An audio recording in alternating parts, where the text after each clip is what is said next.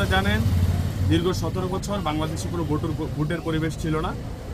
ঐতিহাসিক 5ই আগস্ট ছাত্র জনতার বিপ্লবের পর বাংলাদেশে একটি নির্বাচনমুখী পরিবেশ সৃষ্টি হয়েছে।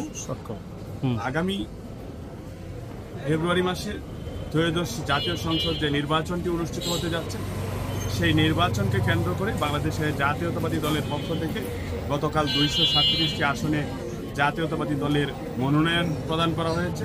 সেই মনোনয়নে নেত্রকোনার 5টি আসনে আমরা মনে করি যারা গত 17 বছর দেশের বিরোধী আন্দোলন সংগ্রামী ছিল, যারা মামলা হামলায় জর্জরিত ছিল এবং সাধারণ নেতাকর্মীদের সাথে যাদের যোগাযোগ ছিল সর্বোচ্চ, বিশেষ করে আমাদের নেত্রকোনা সদর আসনে অধ্যাপক ডাক্তার আনোয়ারুল হক সাহেব এবং আমাদের পূর্ব দলায় গণমানুষের নেতা আলহাজ আবু তাহের তালুকদার, কেন্দ্র আটপাড়ার ডক্টর রফিকুল ইসলাম হিলালি এবং আমাদের কলমাকান্দা দুর্গাপুরে ব্যারিস্টার কাইসার কামাল এবং মদন মোহনগঞ্জ কালিয়াজুড়িতে লুৎফুরুজ্জামান বাবর, ওনারা বিগত সময়ে এই নেত্রকোনার মানুষকে সাহস দিয়েছেন, রাজপথে ছিলেন, আন্দোলন সংগ্রাম করেছেন।